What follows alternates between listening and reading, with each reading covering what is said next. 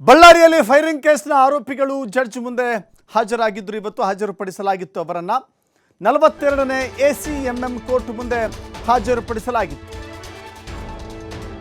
ಒಟ್ಟು 22 ಆರೋಪಿಗಳನ್ನು ಪೊಲೀಸರು ಇವತ್ತು ಕೋರ್ಟ್ಗೆ ಹಾಜರುಪಡಿಸಿದ್ದಾರೆ. 22 ಆರೋಪಿಗಳನ್ನು. ಇದೇ ವೇಳೆ ತನಿಖಾಧಿಕಾರಿ ಸುಪ್ರೀತ್ ವಿರುದ್ಧ ನ್ಯಾಯಾಧೀಶರು ಗರಂ ಆಗಿದ್ದಾರೆ. ಎಲ್ಲರದ್ದು ಒಂದೇ ಅರೆಸ್ಟ್ ಮೆಮೊ ಇದೆ, ಎಲ್ಲರದ್ದು ಒಂದೇ ಅರೆಸ್ಟ್ ಮೆಮೊ ಇದೆಯಲ್ಲ, ಯಾಕೆ ಅಂತ ಪ್ರಶ್ನೆ ಕೇಳಿದ್ದಾರೆ. ಕಲಂ ನಂಬರ್ 6 ಇದೆಯಲ್ಲ, ಅದೇನು ಹೇಳುತ್ತೆ? ಅವರ ಅರೆಸ್ಟ್ ಮಾಡಿದ ನಂತರದಲ್ಲಿ ಮೆಮೊಗಳು ಸಪ್ರೇಟ್ ಇರಬೇಕಲ್ವಾ, ಯಾಕೆ ಪ್ರತ್ಯೇಕವಾಗಿಲ್ಲ, ಒಂದೇ ಮೆಮೊ ಯಾಕಿದೆ ಅಂತ ಪ್ರಶ್ನೆ ಕೇಳಿದ್ದಾರೆ. ಎಲ್ಲ ಆರೋಪಿಗಳ ತಂದೆ ಒಬ್ಬರೇನಾ ಅಂತ ಕೇಳಿದ್ದಾರೆ. ತನಿಖಾಧಿಕಾರಿ ವಿರುದ್ಧ ಗರಂ ಆಗಿದ್ದಾರೆ ನ್ಯಾಯಾಧೀಶರು. 14 ದಿನಗಳ ಕಾಲ ನ್ಯಾಯಾಂಗ ಬಂಧನಕ್ಕೆ ನೀಡಿ ಆದೇಶವನ್ನು ಹೊರಡಿಸಿದೆ ಇವತ್ತು ಕೋರ್ಟ್. ಜನವರಿ 19ರವರೆಗೆ ನ್ಯಾಯಾಂಗ ಬಂಧನಕ್ಕೆ ಕೋರ್ಟ್ ನೀಡಿದೆ.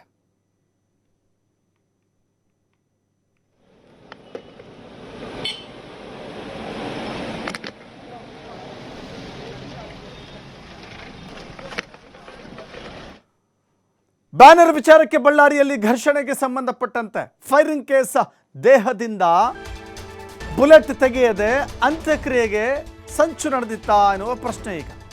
ಆ ಫೈರಿಂಗ್ ಕೇಸ್ನಲ್ಲಿ ಮೃತ ವ್ಯಕ್ತಿ ರಾಜಶೇಖರ್ ದೇಹದಿಂದ ಬುಲೆಟನ್ನು ಆಚೆ ತೆಗೆಯದೆ ಅಂತ್ಯಕ್ರಿಯೆಗೆ ವ್ಯವಸ್ಥೆ ಮಾಡಲಾಗ್ತಾ ಇತ್ತಾ?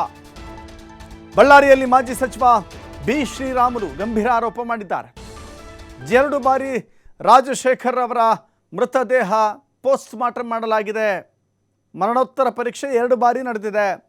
ಮೊದಲ ಬಾರಿ ಗುಂಡನ್ನು ಮುಚ್ಚುವಂಥ ಪ್ರಯತ್ನ ನಡೆದಿತ್ತು. ಆ ಬುಲೆಟ್ ಹೊರ ತೆಗೆಯದೇನೆ ಅಂತ್ಯಕ್ರಿಯೆ ನಡೆಸಬೇಕು ಅಂತ. ಸೊ ಹೀಗಾಗಿ ಅಂಥ ಪ್ರಯತ್ನ ಇಲ್ಲಿ ವಿಫಲವಾಗಿದೆ. ದಕ್ಷ ಅಧಿಕಾರಿಗಳು ಬುಲೆಟನ್ನು ಹೊರ ತೆಗೆದು ಪ್ರಕರಣವನ್ನು ಗಟ್ಟಿ ಮಾಡಿದ್ದಾರೆ. 2ನೇ ಬಾರಿ ಮರಣೋತ್ತರ ಪರೀಕ್ಷೆ ವೇಳೆ ಬುಲೆಟ್ ಪತ್ತೆಯಾಗಿದೆ ಅಂತ ರಾಮುಲು ಹೇಳಿದ್ದಾರೆ. ಬಳ್ಳಾರಿ ಘರ್ಷಣೆ ಹಿನ್ನೆಲೆ ಪಾದಯಾತ್ರೆಗೆ ಮುಂದಾಗ್ತಾ ಇದ್ದಾರೆ ರಾಮುಲು.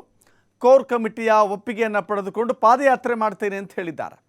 ರಾಜಶೇಖರ್ ದೇಹ ಹೊಕ್ಕಿದ್ದು ಭರತ್ ರೆಡ್ಡಿ ಗನ್ಮ್ಯಾನ್ನ ಬುಲೆಟ್ ಅಂತ ಕೂಡ ಅವರು ಆರೋಪ ಮಾಡಿದ್ದಾರೆ. ಚಾರ್ಜ್ ಶೀಟ್ನಲ್ಲಿ ಭರತ್ ರೆಡ್ಡಿ ಹೆಸರು ಹಾಕಿ ಬಂಧಿಸಬೇಕು ಅಂತ ಹೇಳಿ ಆಗ್ರಹ ಮಾಡಿದ್ದಾರೆ ಶ್ರೀರಾಮುಲು.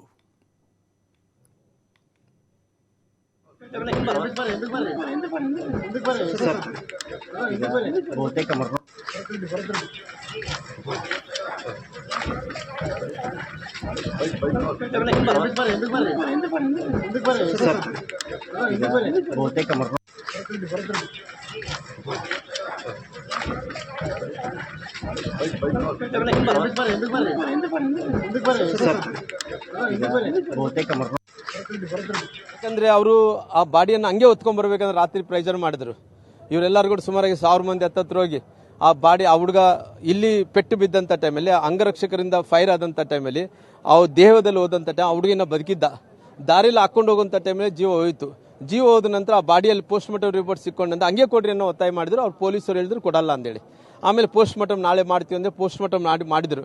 ಪೋಸ್ಟ್ ಮಾರ್ಟಮ್ ಮಾಡಿದ ನಂತರ ಅವ್ರು ಏನು ಮಾಡಿದ್ರು, ಅವು ಇದ್ದಂಥ ದೇಹದಲ್ಲಿ ಇದ್ದಂಥ ಬುಲೆಟ್ ಅನ್ನು ಕೂಡ ಮುಚ್ಚಾಕ್ಬೇಕನ್ನಂತ ಪ್ರಯತ್ನ ಮಾಡಿದ್ರು. ಏನಂತ ಹೇಳಿದ್ರೆ ಚಿತ್ರದುರ್ಗ SP ಅವರು ಹೇಳಿದ್ರು. ಯಾರು ಅಂತ ಹೇಳಿದ್ರೆ ಅವರು ನಮ್ಮ ರಂಜಿತ್ ಅವರು ಹೇಳಿದ್ರು ಅಂಗರಕ್ಷಕರಿಂದ ಫೈರ್ ಆಗಿದೆ ಅಂತ. ಆ ಅಂಗರಕ್ಷಕರು ಫೈರ್ ಆಗಿರೋ ಕಾರಣ ಜನಾರ್ದನ್ ರೆಡ್ಡಿ ಅವರು ಅಂಗರಕ್ಷಕರು ಫೈರ್ ಮಾಡಿದ್ರು. ಅವರು ಅಂಗರಕ್ಷಕ ಕನ್ಫ್ಯೂಷನ್ ಮಾಡ್ಬೇಕನ್ನಂತ ಕ್ರಿಯೇಟ್ ಮಾಡಿ ಅವರು ಏನು ಮಾಡಿದ್ರು, ಆ ಬುಲೆಟ್ ಅನ್ನು ದೇಹದಲ್ಲಿ ಹಂಗೆ ಇಟ್ಟು ಅದನ್ನು ಪೋಸ್ಟ್ ಮಾರ್ಟಮ್ ಮಾಡಿ ಕೊಡ್ಬೇಕನ್ನಂತ ಪ್ರಯತ್ನ ಮಾಡಿದ್ರು. ಆಮೇಲೆ ಪ್ರಾಮಾಣಿಕವಾದಂಥ ಅಧಿಕಾರಿಗಳು ಎಲ್ಲರೂ ಕೂಡ ಹೇಳಿದ್ರು, ಇಲ್ಲ ರಾಮ್ಲು ಅವ್ರು ಹಂಗೆ ಆಗಲ್ಲ, ದಯವಿಟ್ಟು ಅದು ಪೋಸ್ಟ್ ಮಾರ್ಟಮ್ ಮಾಡಲೇಬೇಕನ್ನಂತ ಒತ್ತಾಯದಿಂದ ಪೋಸ್ಟ್ ಮಾರ್ಟಮ್ ಮಾಡಿದ್ರು. 1 ಬಾರಿ 2 ಬಾರಿ 3 ಬಾರಿ ಮಾಡಿದ್ರೆ ಆ ದೇಹದಲ್ಲಿದ್ದ ಬುಲೆಟ್ ಅನ್ನು ತೆಗೆದು ಇವರಿಂದ ಆರಿದಂತ ಇವತ್ತು ಅರೆಸ್ಟ್ ಮಾಡೋಂಥ ಕೆಲಸ ಮಾಡಿದ್ದಾರೆ. ಯಾಕಂದ್ರೆ ಅವರು ಆ ಬಾಡಿಯನ್ನು ಹಂಗೆ ಹೊತ್ಕೊಂಡ್ ಬರ್ಬೇಕಂದ್ರೆ ರಾತ್ರಿ ಪ್ರೆಷರ್ ಮಾಡಿದ್ರು.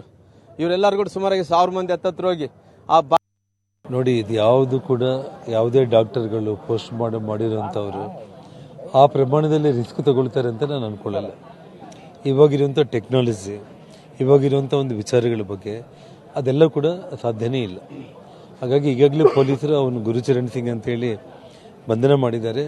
ಅವನು ಗನ್ನಿಂದನೇ ಬುಲೆಟ್ ಹಾರಿದೆ ಅನ್ನೋದನ್ನು ಕೂಡ ಈಗಾಗಲೇ ಅವರು ಬಿಡುಗಡೆ ಮಾಡಿದ್ದಾರೆ. ಅದೇ ಗುರುಚರಣ್ ಸಿಂಗ್ ಹಿಂದೆ ಇರುವಂಥ ಸತೀಶ್ ರೆಡ್ಡಿ, ಭರತ್ ರೆಡ್ಡಿ ಅವ್ರನ್ನ ಬಂಧನ ಇಷ್ಟೊತ್ತಿಗಾಗಲೇ ಮಾಡಬೇಕಾಗಿತ್ತು. ನೋಡಿ, ಇದು ಯಾವುದು ಕೂಡ ಯಾವುದೇ ಡಾಕ್ಟರ್ಗಳು ಪೋಸ್ಟ್ ಮಾರ್ಟಮ್ ಮಾಡಿರೋಂಥವ್ರು ಆ ಪ್ರಮಾಣದಲ್ಲಿ ರಿಸ್ಕ್ ತಗೊಳ್ತಾರೆ ಅಂತ ನಾನು ಅಂದ್ಕೊಳ್ಳಲ್ಲ. ಇವಾಗಿರುವಂಥ ಟೆಕ್ನಾಲಜಿ, ಇವಾಗಿರುವಂಥ ಒಂದು ವಿಚಾರಗಳ ಬಗ್ಗೆ ಅದೆಲ್ಲ ಕೂಡ ಸಾಧ್ಯನೇ ಇಲ್ಲ. ಹಾಗಾಗಿ ಈಗಾಗಲೇ ಪೊಲೀಸರು ಅವನು ಗುರುಚರಣ್ ಸಿಂಗ್ ಅಂತೇಳಿ ಬಂಧನ ಮಾಡಿದ್ದಾರೆ. ಅವನು ಗನ್ನಿಂದನೇ ಬುಲೆಟ್ ಹಾರಿದೆ ಅನ್ನೋದನ್ನು ಕೂಡ. ರಾಜಶೇಖರ್ ಮರಣೋತ್ತರ ಪರೀಕ್ಷೆಯ ಬಗ್ಗೆ ಕೇಂದ್ರ ಸಚಿವ ಎಚ್.ಡಿ. ಕುಮಾರಸ್ವಾಮಿಯವರು ಕೂಡ ಅನುಮಾನವನ್ನು ವ್ಯಕ್ತಪಡಿಸಿದ್ದಾರೆ. ಮಾತ್ರವಲ್ಲ, ಸರ್ಕಾರಕ್ಕೆ ಪ್ರಶ್ನೆಯನ್ನು ಕೂಡ ಕೇಳಿದ್ದಾರೆ. ಎಷ್ಟು ಬಾರಿ ಶವ ಪರೀಕ್ಷೆ ಮಾಡಿದ್ದೀರಿ? ಮೊದಲ ಸಲ ಮಾಡಿದಾಗ ಏನು ವರದಿ ಬಂದಿತ್ತು? ಎರಡನೇ ಬಾರಿ ಮಾಡಿದಾಗ ಏನು ವರದಿ ಕೊಟ್ಟರು? ಯಾರು ಎರಡನೇ ಬಾರಿಗೆ ಶವ ಪರೀಕ್ಷೆ ಮಾಡೋಕ್ಕೆ ಒತ್ತಾಯ ಹಾಕಿದ್ದು? ಯಾರನ್ನು ಮೆಚ್ಚಿಸಲು ಯಾರು ಆದೇಶ ಮಾಡಿದ್ದು ಅಂತ ಹೇಳಿ ಎಚ್.ಡಿ. ಕುಮಾರಸ್ವಾಮಿ ಪ್ರಶ್ನೆ ಮಾಡಿದ್ದಾರೆ.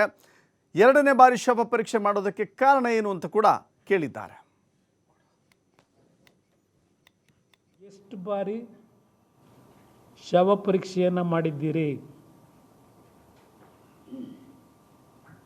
ಮೊದಲನೇ ಶವ ಪರೀಕ್ಷೆ ಮಾಡಿದಾಗ ಪೋಸ್ಟ್ ಮಾರ್ಟಮು ಏನು ವರದಿ ಬಂತು? ಪೋಸ್ಟ್ ಮಾರ್ಟಮ್ ಮುಗಿಸಿ ಎಲ್ಲ ದೇಹ ಹೊಲಿದು ಮತ್ತು ಎರಡನೇ ಬಾರಿ ಇನ್ನೊಂದು ಪೋಸ್ಟ್ ಮಾರ್ಟಮ್ ಮಾಡಿದ್ರಲ್ಲ, ಆಗೇನು ವರದಿ ಕೊಟ್ಟರು? ಎರಡನೇ ಬಾರಿ ನೀವು ಪೋಸ್ಟ್ ಮಾರ್ಟಮ್ ಮಾಡಿದಾಗ ಯಾರು ಎರಡನೇ ಬಾರಿ ಪೋಸ್ಟ್ ಮಾರ್ಟಮ್ ಆಗಬೇಕು ಅಂತ ಒತ್ತಾಯ ಹಾಕಿದವರು ಎರಡನೇ ಬಾರಿ ಪೋಸ್ಟ್ ಮಾರ್ಟಮ್ ಮಾಡಿದ್ರಲ್ಲ, ಯಾರಿಂದ ಪರ್ಮಿಷನ್ ತಗೊಂಡ್ರಿ? ಯಾರನ್ನ ಮೆಚ್ಚಿಸ್ಲಿಕ್ಕೆ ಎರಡನೇ? ಬಳ್ಳಾರಿ ಗಲಭೆ ಬಗ್ಗೆ ಹಾಲಿ ನ್ಯಾಯಾಧೀಶರಿಂದ ತನಿಖೆಗೆ ಒತ್ತಾಯದ ವಿಚಾರಕ್ಕೆ ಸಂಬಂಧಪಟ್ಟಂತೆ ವರದಿ ಬಂದ ಬಳಿಕ ಯಾವ ತನಿಖೆ ಅಂತ ತೀರ್ಮಾನಿಸ್ತೇವೆ ಅಂತ ಮೈಸೂರಿನಲ್ಲಿ ಮುಖ್ಯಮಂತ್ರಿ ಸಿದ್ದರಾಮಯ್ಯ ಸ್ಪಷ್ಟನೆ ಕೊಟ್ಟಿದ್ದಾರೆ. ಹಾಲಿ ನ್ಯಾಯಾಧೀಶರಿಂದ ತನಿಖೆ ಆಗಬೇಕು ಅಂತ ಹೇಳಿ ಬಿಜೆಪಿ ಒತ್ತಾಯ ಮಾಡಿದೆ. ಸದ್ಯ ಪ್ರಕರಣದ ಬಗ್ಗೆ ಪೊಲೀಸರು ತನಿಖೆ ಮಾಡ್ತಾ ಇದ್ದಾರೆ. ವರದಿ ಬಳಿಕ ಯಾವ ರೀತಿ ತನಿಖೆ ಅನ್ನೋದನ್ನು ತೀರ್ಮಾನ ಮಾಡ್ತೇನೆ ಅಂತ ಹೇಳಿ ಸಿಎಂ ಸಿದ್ದರಾಮಯ್ಯ ಮಾತನಾಡಿದ್ದಾರೆ. ನಾಳೆ ಮಾತಾಡ್ತೀನಿ.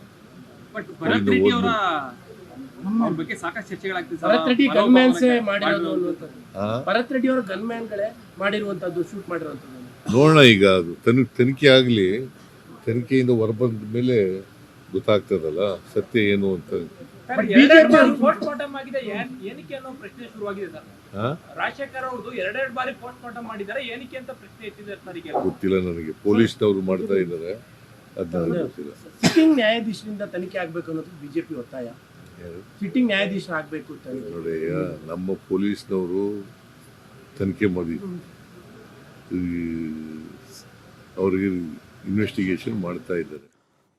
ಮತ್ತಷ್ಟು ಮಾಹಿತಿ ನಮ್ಮ ಪ್ರತಿನಿಧಿ ಸಿದ್ದು ನೀಡ್ತಾ ಹೋಗ್ತಾರೆ. ಸಿದ್ದು, ಗಮನಿಸ್ತಾ ಇದ್ದೀವಿ ರಾಜಕೀಯ ಎಷ್ಟರ ಮಟ್ಟಿಗೆ ಜೋರಾಗಿದೆ ಅಂತ ಹೇಳಿ. ಈಗ ಇವತ್ತು ಹೊಸ ವಿಷಯ ಅಂದರೆ ಎರಡೆರಡು ಬಾರಿ ಪೋಸ್ಟ್ ಮಾರ್ಟಮ್ ಮಾಡಿದ್ಯಾಕೆ ಅಂತ ಹೇಳಿ. ನಿಜಕ್ಕೂ ಆವತ್ತಿನ ದಿನ ನಡೆದಿದ್ದೇನು? ಈಗ ಬಳ್ಳಾರಿಯಲ್ಲಿ ಯಾವ ರೀತಿ ವಾತಾವರಣ ಇದೆ ಅನ್ನೋದು ಒಂದು ಭಾಗ ಆದರೆ, ಮತ್ತೊಂದು ಭಾಗ ಶಾಸಕರನ್ನ ಯಾಕೆ ಅರೆಸ್ಟ್ ಮಾಡಿಲ್ಲ ಅನ್ನೋ ಪ್ರಶ್ನೆಗಳು ಕೂಡ ಕೇಳ್ತಾ ಇದ್ದಾರೆ. ಸಿದ್ದು,